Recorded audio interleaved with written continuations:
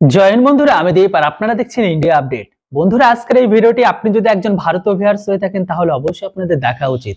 এই কারণে দেখা উচিত কারণ আপনারা জানেন বর্তমান সময়ে পাকিস্তানের ঘরের ভেতরে পূর্ব পাকিস্তানের ঘরের ভেতরে অস্ত্রের ভান্ডারে সবথেকে বড় পরিমাণে স্টক রয়েছে, সেটা হচ্ছে চীনের। তারপরে রয়েছে আরো কিছু বাইরের দেশে।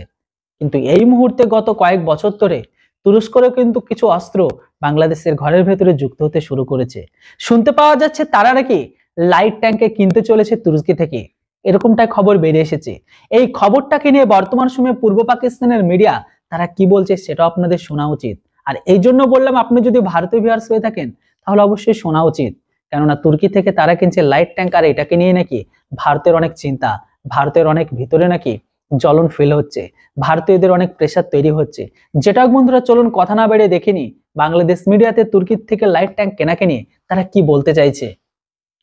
এর মধ্যে 2011 সালে ফেলানি, 2024-এর স্বর্ণা দাস।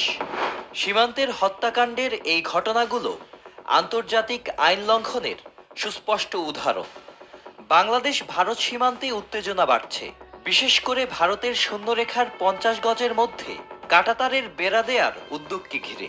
এর মধ্যেই বাংলাদেশের সামরিক সক্ষমতা বাড়ানোর পথে গুরুত্বপূর্ণ পদক্ষেপ হিসেবে তুরস্ক থেকে অত্যাধুনিক তুলপার লাইট ট্যাঙ্ক কেনার পরিকল্পনা আন্তর্জাতিক রাজনীতিতে নতুন রূপরেখার তৈরি করেছে, এমনটাই মনে করছেন বিশেষজ্ঞরা। সীমান্তে উত্তেজনা বাড়ছে, আর সেই উত্তেজনার ছায়ায় বাংলাদেশ শক্তিশালী হচ্ছে। তৈরি হচ্ছে নতুন সামরিক কৌশল। তুরস্কের অত্যাধুনিক তুলপার লাইট ট্যাঙ্ক, যা জলাভূমি ও বন্যাপ্রবণ এলাকায় বিশেষভাবে কার্যকর। এই ট্যাঙ্কের উন্নত গতিশীলতা ও সুরক্ষা ব্যবস্থা এটিকে প্রতিরক্ষার জন্য আদর্শ বলে মনে করা হয়।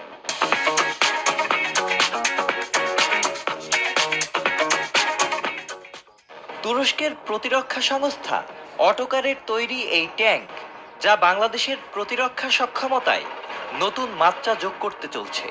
তুরস্কের সঙ্গে আলোচনায় রয়েছে 26টি ট্যাঙ্ক সরবরাহের পরিকল্পনা, যা বাস্তবায়িত হতে পারে 2025 সালের মধ্যেই।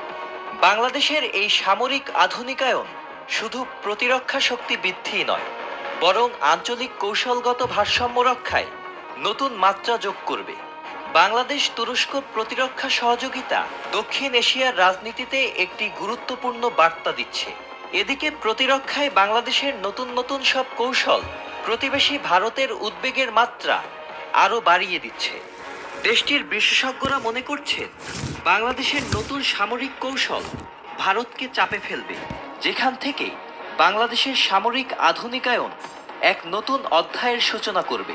আঞ্চলিক কৌশলগত ভারসাম্যের পরিবর্তনে এর ভূমিকা কতটা প্রভাব ফেলবে তা সময়ই বলে দেবে।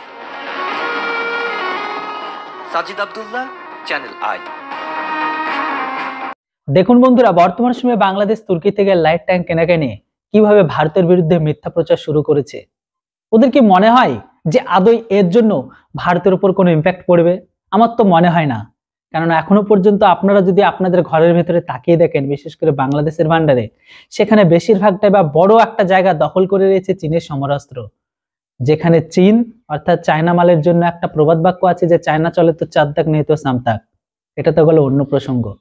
রইল বাকি চীনের তুর্কির তারান না কি যাই হোক একটা বললেন লাইট ট্যাঙ্ক। এই লাইট ট্যাঙ্কের ব্যাপারে আগে আপনারা তো কিনুন। যেখানে আপনারা কিছুদিন আগে তুর্কির থেকে বাইরাক্তার TB2 ড্রোন কেনাকে নিয়ে আপনারা অনেক একটা হাইপ তৈরি করেছিলেন। আপনাদের হয়তো জানা নেই যে ভারতের কাছে শুধুমাত্র এয়ার ডিফেন্স সিস্টেম বাদে আপনাদের যে কেনা ড্রোন, সেই ড্রোনকে আকাশে ধ্বংস করে দেওয়ার জন্য আমাদের ফাইটার প্লেনই যথেষ্ট, সেখানে ডিফেন্স সিস্টেমকেও ব্যবহার করার কোনো প্রয়োজন নেই। আর তুর্কির কেনা ড্রোন এটা সব থেকে বেশি কার্যকর সেখানেই যেখানে কোনো এয়ার ডিফেন্স সিস্টেম বা রেডার নেই। আর এই জিনিসটাকে প্রমাণ করে দিয়েছে রাশিয়া ইউক্রেন যুদ্ধে। প্রথমের দিকে ইউক্রেন যুদ্ধে বড় বড় কথা বলা হয়েছিল, দেন যখন রাশিয়া তাদের ডিফেন্স সিস্টেম আর রেডারকে অ্যাক্টিভেট করতে শুরু করে, এখনকার শোনেন যে তুর্কির এই ড্রোন সেখানে গুরুত্বপূর্ণ ভূমিকাকে নেভাচ্ছে। নো ডাউট চীনের থেকে ড্রোন ভালো, এটা বলাই চলে। আর্মেনিয়া আজারবাইজান যুদ্ধে সেখানেও তাই, সেম থিওরি ওইখানেই কিন্তু অ্যাপ্লাই হয়েছে। যেটা হোক বন্ধুরা, আপনি বাংলাদেশি ভিউয়ার্স হয়ে থাকলে আপনাদের মতামত, আর আপনি যদি একজন ইন্ডিয়ান ভিউয়ার্স হয়ে থাকেন অবশ্যই আপনাদের মতামত লিখে জানান যে আদৌ কি তুর্কির থেকে লাইট ট্যাঙ্ক কেনাকে নিয়ে ভারত ভয় পাচ্ছে। আপনাদের মতামত লিখতে কেউ ভুলবেন না। Thanks for watching. জয় হিন্দ, বন্দে মাতরম।